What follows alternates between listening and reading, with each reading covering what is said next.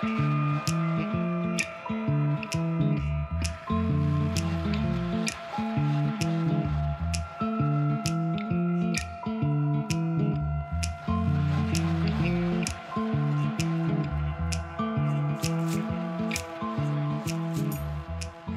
il y avait des petits éboulements et tout ça, ils nous racontaient les peurs qu'ils avaient.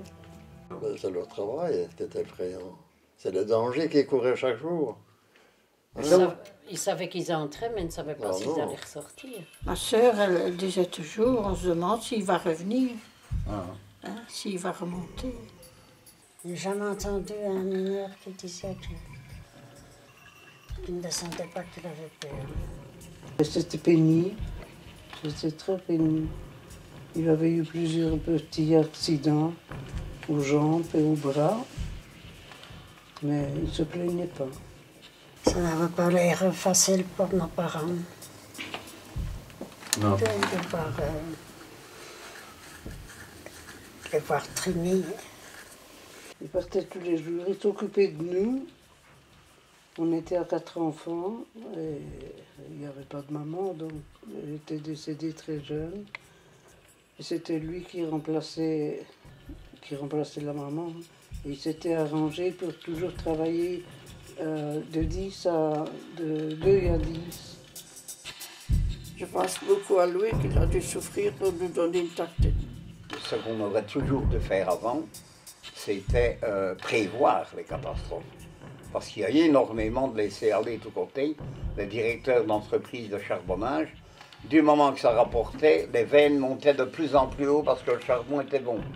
On a été peut-être un peu trop loin. Donc, je vais dire, on faisait 500 kilos, on en faisait 1500. C'était toujours monter. Toujours plus. Mais la santé, on n'en parle pas. Parce qu'il y avait d'autres métiers dangereux que la mine. Il y avait les hauts fourneaux, par exemple. Dans les hauts fourneaux, c'était terrible aussi, avec la chaleur et le feu, bien sûr. Les verreries, c'était aussi dangereux. Pour les bras coupés, les mains coupées, ça existait. Donc c'était des métiers dangereux, oui. Donc j'ai eu 5 personnes qui ont tous travaillé à la mine. Et donc je rejette l'État après les accidents, bras coupés, écrasés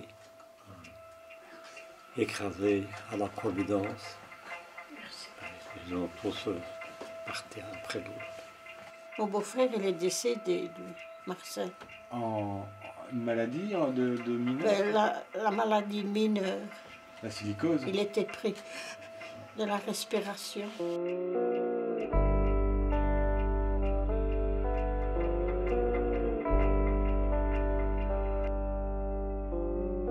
Je ne sais pas si vous vous rappelez, il y avait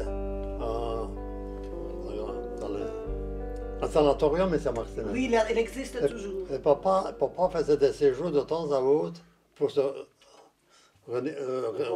améliorer un peu sa santé. Mais c'était très pénible. Il est décédé à 58 ans. Il était chef pour eux. Et à un moment donné, le pleuvoir d'air, il tombait en arrière, il tombait par terre.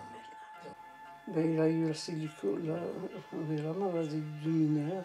On voyait arriver les wagons de charbon. Oui. Et on déchargeait le charbon à la gare, sur les quais. Et là, les camions venaient chercher le charbon. Pour nous, le charbonnage, c'était ça. Quand on met une pelletée de charbon dans son poêle, on ne peut pas s'imaginer ce que ça représente comme souffrance. Quand il y a eu la catastrophe, alors on a commencé à parler. Et alors on a su, enfin moi, j'ai su ce que c'était parce que je ne savais pas. Je savais bien qu'ils allaient dans le fond, mais qu'ils avaient qu'ils avaient dur, quoi. Je pense que les catastrophes éveillent nos sens au travail d'un mineur, à ses dangers. C'est comme ça que tout le monde a été émotionné au profond d'eux-mêmes. Bon, ça a réveillé les esprits, bien sûr. Ce qui est normal, hein. Tout le monde participait de loin, comme de près, pour ceux qui habitaient à Charleroi. Thank you.